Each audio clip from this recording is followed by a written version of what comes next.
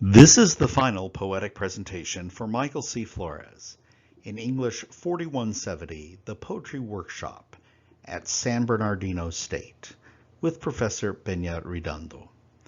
Spring semester, May 2021.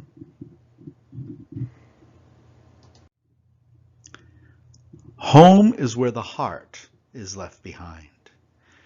The tree remains even when I have gone, yet lacking. Father's orange tree when they rejected me. They are all the same, woody, tall, solitary. Her pomegranate when she left us behind, taking one dog and only one child. Coarse, rough, yet laden with fruit and seeds. Mother's magnolia when she disowned me. Sometimes shady, sometimes sparse, vibrant. My spruce when the repossessors came.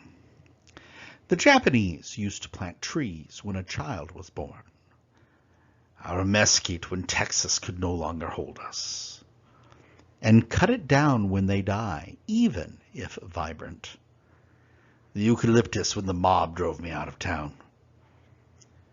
Others plant trees over their deceased loved ones to keep one alive. The various pines whenever we took shelter from the storm of society. Time slows down as we die, uneven and sour. The sycamores outside my building in my final days.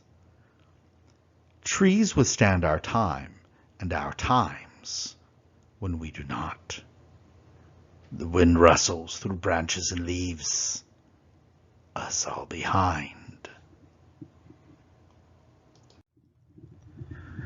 The sweeping vistas of unreality. John Ford crossed the river, forded the rivulet of the desert. The cirrocumulus serrated high in the troposphere of tired tropes, trivially triumphant towards selling a mediocre myth to men. The vast aridity holds its own. The caste understood only none. Does the horse belong? Does man belong? Will the wide openness survive? The mean and spiteful hate and act and destroy the world misunderstood or far beyond their own imagining. Did we survive? Will my ancestors know? Must I remain an exile? The city fails to see what in man can never be, and here I repose and die. The song on the wing, the sound of the insects scatter, filling our ears. The feathered ones are our saviors, our neighbors, our brethren in this wide world.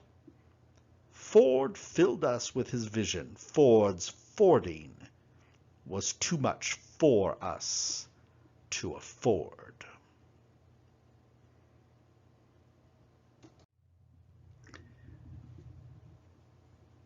Today's bonus poem. Sitting in the foyer, listening, May 1974. The ladder-back chair held what was left of my day aside as the wind wafted through the open window in the room beyond. The high-fidelity set, the stereophonic sound system blared its contents out into the house. The mid-afternoon sun shone deep down the corridor. An inquisitive, unsuspecting guest, curious as much. The deep, wide residence permeated ears, fingers, furniture, walls, skin. The wooden floor, the mustard-yellowed wallpaper, the cherrywood furnishings, the long hallway towards the back rooms. Alone, creeping through my home when none other appear, quietude breaks. Solace seeks sunny surfaces, solely simple such sonorous sonnets sound solidly.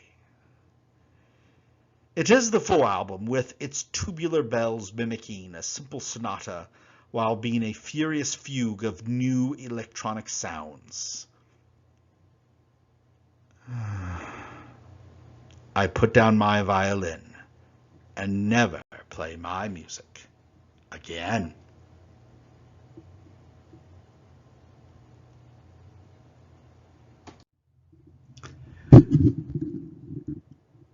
commentary from the author, myself. Our first poem held to the left a column of personal thoughts, and to the right, actual incidents that have occurred in my life. It is not a pleasant poem. The second poem refers to the movie director John Ford with the 1947 movie The Searchers, filming in Monument Valley, Utah, with his star John Wayne. The iconography of the American Western film filmed there, has led to the actual destruction of the natural valley by tourists ever since. More so, it is the myth of the American West, the myth of the cowboy, that lasts longer than the truth that the American West is always pristine and never changes. My Native American ancestors are from the high deserts of the American Southwest. And so consequently, deserts always call to me. Always have. And probably, for as much I like snow, always will. Lastly, the third poem was not written for class. It actually was written in January before class started. And it came after listening to the 1974 album via YouTube, Tubular Bells by Mike Oldfield. Specifically, the live performance on BBC. It's a very interesting experience to see a combination of electronica and classical instruments with effectively a rock band right smack in the middle of it. Actually, I've never played the violin, but I just love the imagery of the whole thing. This is in lieu of my presence in class, as I am unable to attend class.